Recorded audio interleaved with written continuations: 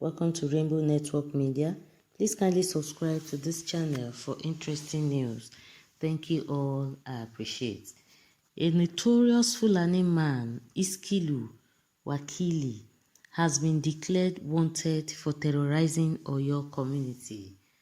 There is no respect for farmers and residents in Ayete, a town in the Barapa area of Oyo State, as they live in fear of Iskilu Wakili, a notorious Fulani warlord who killed and maimed with daring effrontery and crude savagery.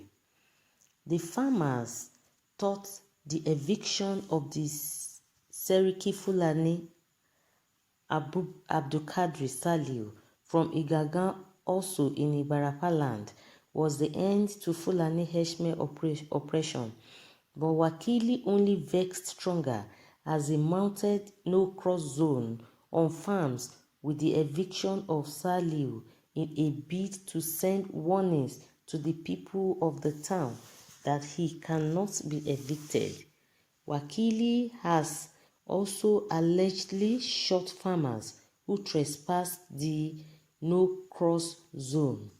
Wakili, a Fulani herdsman whose origin the villagers don't know, is said to be more infamous than the ejected Seriki Fulani. Farmers and residents of the Barapa land have accused him of displacing them from their farms by forcefully invading their farms with cattle. Gathered that Wakili, who is said to be the leader of the herdsmen in the Ayete area of Ibarapa land, worked with dozens of herders who are his disciples. Together with his battalions, they allegedly seized hectares of farmlands at Ayete. They raped the women in the rustic town and kidnapped their rich men for ransom. A resident of the town who craved anonymity told the reporters that Wakili has mounted red flags on some locations and no cross zone. He has kept captives of Kajola, Gbagagban, Idere, Konkon, and Magbeje village under Ayete. In fact, people don't cross Wakili's territory.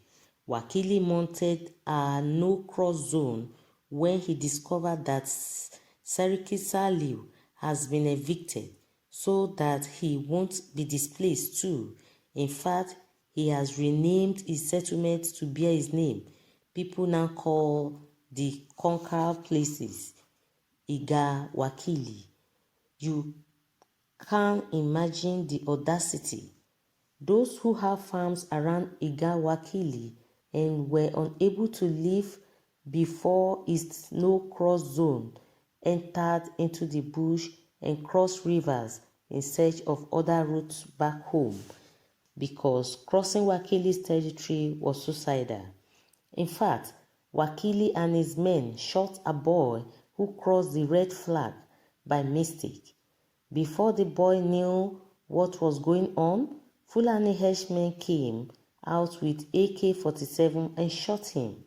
The source also said Wakili relies on deadly weapons, native powers, and as well as federal mines. Wakili depends on federal powers. He believes he has some forms of immunity and touch not my sacred children audacity. Minus that, who can do that in this country?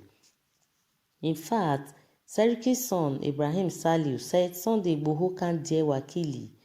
Wakili and his son, Abu, are warlords for the herdsmen in the whole of Ibarapa land. Another factor is that the roads are unchecked, and so other herdsmen come in on bush to reinforce Wakili. 2 buses of Fulani herdsmen recently went to Wakili's settlement to reinforce him with weapons, and no security operatives check or arrest them, the source said. He said, we served Wakili a quick notice to leave our land, but he opened fire on the men sent to deliver the quick notice. It was bloody, and many persons were injured in the process. No farmer in Ayete can harvest any crop again, but Wakili does all the harvest. He technically displaces all the farmers from their land by sending his cows to eat all the crops. He does this forcefully with his hedgers who invaded the farms with weapons. The farmers have nothing to show for their effort, but Wakili's farm produces bountifully harvest, and people now buy his produce. The Baale Odomofin also denied claims that he sold farmlands occupied by Wakili and his headers to him. He said, I did not sell any land to Wakili. He took over the land forcefully. He is guilty of forced occupation. Speaking on how Wakili came into the town, the monarch said, some 18 years ago, he just heard that a Fulani man has camped on our land. Wakili never approached us for any approval to settle in the area. He just came from nowhere and made himself a lord there. Wakili and his men rape our women regularly.